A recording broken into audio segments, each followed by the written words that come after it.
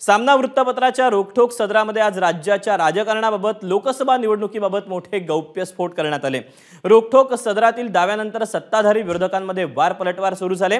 नागपुरात नितीन गडकरींचा पराभव करण्यासाठी नरेंद्र मोदी, अमित शाह आणि देवेंद्र फडणवीस यांनी एकत्र प्रयत्न केल्याचा आरोप सामना वृत्तपत्रातून करण्यात आला।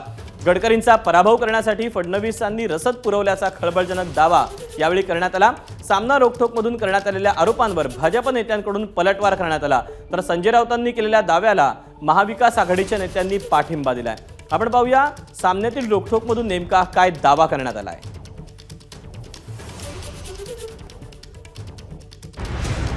4 जून नंतर भाजपात मोदी शहांना पाठिंबा राहणार नाही।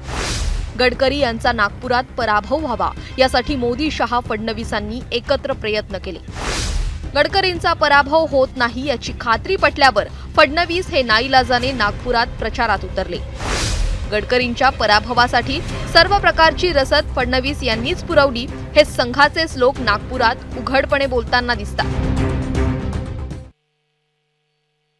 जेवढा उद्धव ठाकरे साहेबांना मुख्यमंत्री पदावरून हटवण्यासाठी संजय राऊतांनी प्रयत्न केला, याच्यामध्ये जर सत्यता असेल तर मग सत्यता आहे। असं आहे, सनसटणी निर्माण करण्यासाठी आणि काहीही बेछूट आरोप करायचा। आता काय झालं, संजय राऊतांना पहिले बेछूट आरोप करण्याची सवय होती, आता या सवयीचं रूपांतरण व्यसनामध्ये झालं। गडकरीजींना पाडण्यासाठी देवेंद्रजी, मोदीजी कशासाठी प्रयत्न काय कारण आहे? अरे त्यांची ही ॲसेट आहे, त्याचं डोकं तपासावं लागेल। मला वाटतं राऊतांचं आता तेवढंच बाकी राहिलेलं आहे। आता निकालानंतर त्यांना ॲडमिटच करावं लागेल। त्याचं डोकं तपासावं लागेल। मला वाटतं राऊतांचं आता तेवढंच बाकी राहिलेलं आहे। आता निकालानंतर त्यांना ॲडमिटच करावं लागेल। गडकरींना हरवण्यासाठी मोदी, शहा, फडणवीसांनी मदत केली, त्यांचे प्रयत्न होते।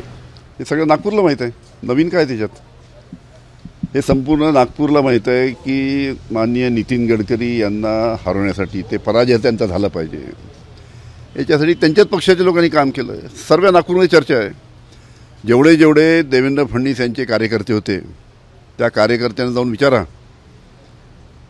की त्यांनी या निवडणुकीमध्ये कोणतं काम केलं। संजय राऊत साहेब हे मोठे नेते आहेत। आता माझ्यासारख्या माणसानं त्यांना सांगावं की तुम्ही काय बोलावं याच्यापेक्षा त्यांनीच मला वाटतं की आपण लिहत असताना आणि बोलत असताना आपली स्थिती आजची काय आहे, आपण कोणत्या पक्षासोबत आहो, समोर कोण, म्हणजे इथे आम्ही आपल्या जीवावर लढायचं, आपली ताकद लावून BJPच्या विरोध लढायचं आणि आमच्या युतीच्या एका माणसानं त्यांची तारीफ करायची।